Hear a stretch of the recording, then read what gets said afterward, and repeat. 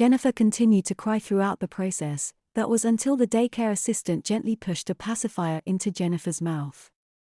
This stopped Jennifer sobbing and the teenager quietened down, sucking on her pacifier, playing with her fingers as the worker lovingly changed her stinky butt.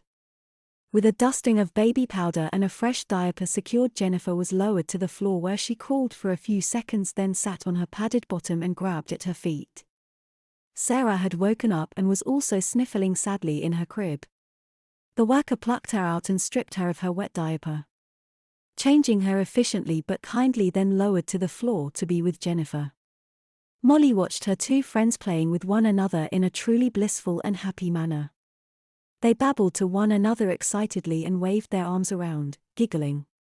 Molly had been so enthralled in watching her friends that it was only when she was being lifted out of the cot that she noticed the carer paying her attention. "And how is little Molly after her little nap? Is someone a soggy little girl?" Molly shook her head. She didn't think she was wet. "Shall we find out? Shall we?" "Yes, we shall.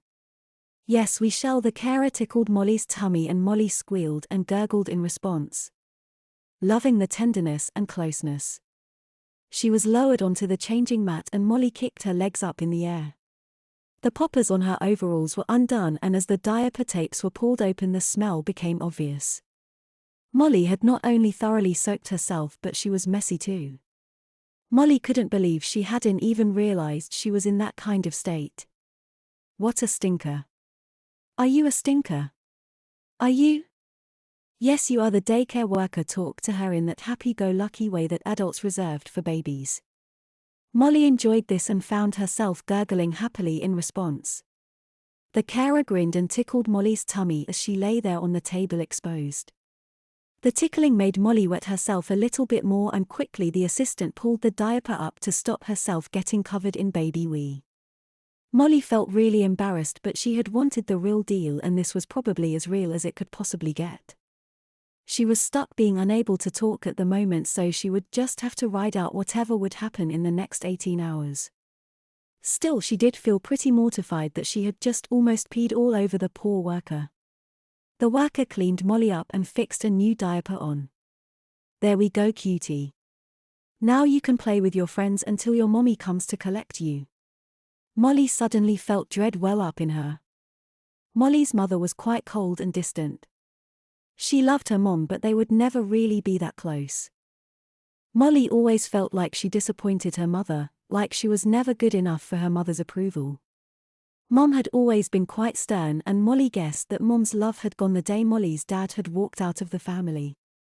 All Molly had ever wanted was a hug and some praise from her mother, and it had never come. Molly suddenly wished she could put things back normally now. She hadn't thought this through properly. She didn't want her mom seeing her like this. Molly had been lowered to the floor by this point, and she crawled over to one of the coloring tables and crawled under. She would hide, then her mom wouldn't be able to find her. Sarah crawled in after her, closely followed by Jennifer. The two girls giggled and clambered on top of Molly. Molly wanted to talk to her two friends about how she was feeling, but she couldn't. More importantly, her two friends were making so much noise that they were going to give away her hiding place. She untangled herself from them and crawled out from under the table to head to the next nearest table when she was suddenly hauled off of her feet and into her carer's arms. "There you are. Your mommy is here, sweetie. It's time for you to go home." Berbaba FFTT. She blew a raspberry at her carer, causing spittle and drool to run down her face. Her carer just laughed. "Say boo-bye to your friends. You'll see them tomorrow." Jennifer and Sarah were looking up from their sat positions on the floor, waving sadly at Molly. Molly felt sad that she was leaving her friends so soon. It must be later than she had imagined.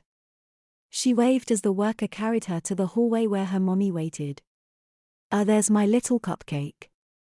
I missed you so much." Her mom, a blue-eyed, long-haired brunette, gathered up Molly from the carer's arms and hugged her daughter tightly. "Mommy hopes you've been a good little girl." Molly's mom smiled at Molly and then looked over Molly's head to talk to the worker. "Has she been good?" she inquired.